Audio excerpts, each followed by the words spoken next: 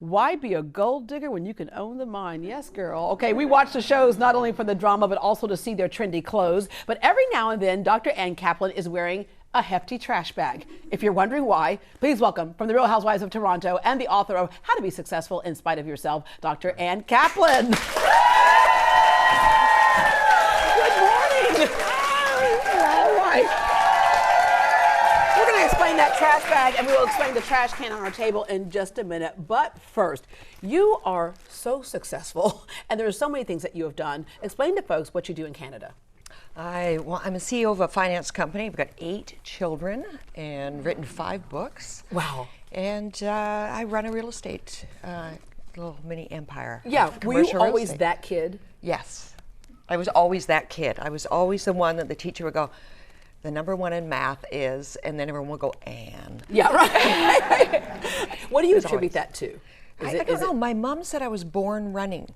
And I think, if in the book, it talks about all the difficulties in my childhood, because in and about when I was 12, because I was adopted, which you could tell because it was all these little white kids around the house. And Ann had a good tan. Ann's got a great tan, doesn't she? Yeah. And so then my mom sits me down when I'm about 12 years old, and she says, I want to tell you something. I said, what? She goes, I'm your mother. So she'd had this affair with this Hawaiian entertainer. And then they put me up for adoption, apparently when I was little. It wasn't any of my doing.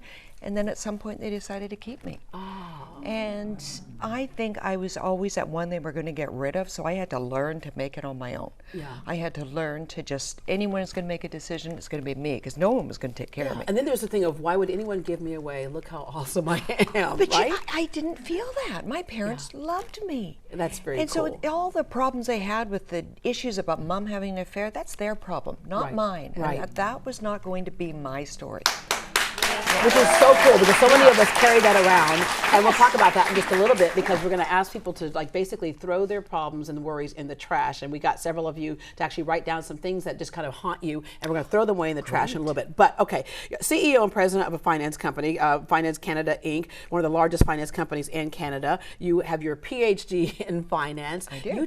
You are one of those people who's like, why stop? Like sometimes we accomplish a goal and we stop. We set our barriers here. So maybe our parents had, or if we were lucky, they had a house and they had a car and they had 2 kids. And then we think, okay, when I grow up, my idea of success is a house and a car and 2 kids. And then something goes wrong. We break up, our marriage breaks up, and we let that define us. Right. That's where we stop and say, if we hadn't broken up, if I hadn't married the jerk or whatever, that's what defines us. But it shouldn't. It's like, I can do anything. Why don't I set the bar way up here?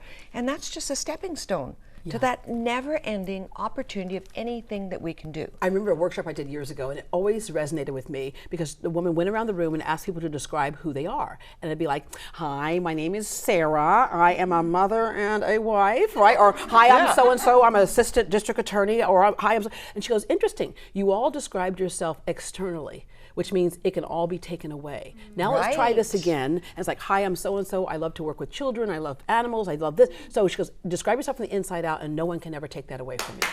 I like that. Okay, so with all of your success, what made you decide, yeah, sure, I'll do that Real Housewives show?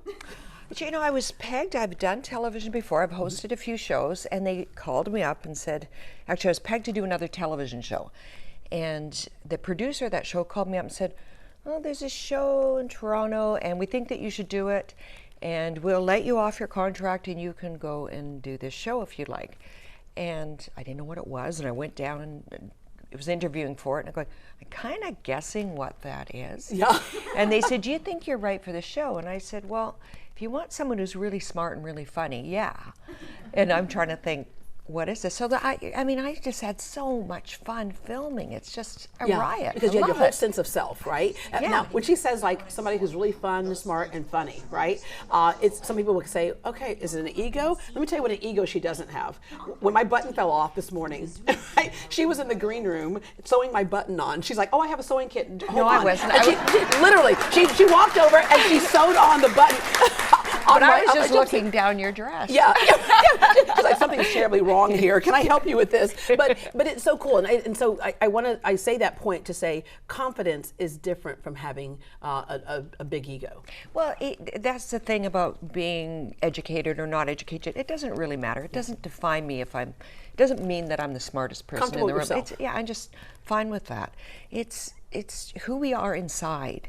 That's what defines us. Yeah. Not whether you're. I mean, I can pick up a needle and thread. I can wear a garbage bag. It doesn't matter. No, she literally, That's she not defining me. Speaking of garbage bag, let's talk about. I mean, would you make it look cute, girl? You do. You make.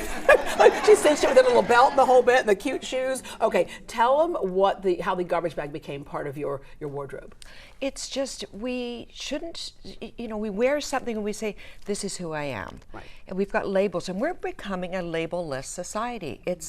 This is who I am, and I'm going to wear whatever I want because whether just gender, and I don't even like to talk about it too much, whether it's race or male, female, whatever, or what we're wearing or whether we're wealthy or not, it doesn't matter. It's who we are and what we say and how we live our lives that defines us. Yeah. So if I wear a garbage if you chose something to wear that day, you chose it. I'm going to wear that. And the funny thing is, half the time nobody even notices. I walk around to get down here. It's because you made it look so cute. That's the reason why. Okay. How to be successful in spite of yourself. Yes. Oftentimes, when people want something or to achieve a goal, we'll point somewhere else where that person didn't let me do this or that person got in my way. You're absolutely right. Oftentimes, we get in our way. You're absolutely right, and it's usually an ex. Or it's our upbringing. And it's like my ex-husband this, my ex-husband that. Thank goodness, I'm going to get rid of my ex-husband. Yeah, okay. So okay. I'm getting rid of him. He's gone because he is not who defines me. He is not going to be the person that I say I am an ex-wife. I'm not. I'm a mother. Right. And I am a businesswoman. My ex-husband is not my bad marriage is not what defines me. Okay, put him in the trash can. Yep, we're gone. Okay, he's going in.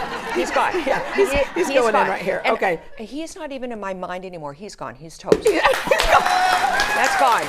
All right. Okay, so your 6 principles of success are like live your purpose, eat with the purpose. First of all, you got to find a purpose, right? Okay, live your purpose, eat with the purpose.